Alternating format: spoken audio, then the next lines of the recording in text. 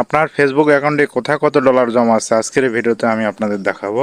এর জন্য আপনারা প্রথমে আপনার ফেসবুকটি ওপেন করবেন।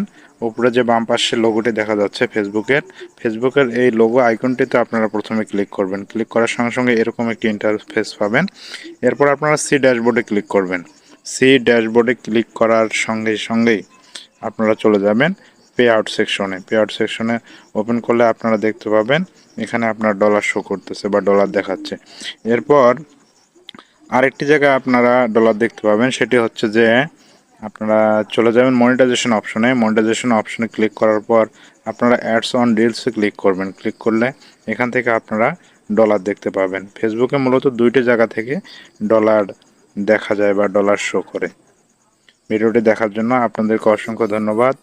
লাইক কমেন্ট শেয়ার করে অবশ্যই পাশে থাকবেন। যারা ফলো করেননি ফলো করার অনুরোধ রইল।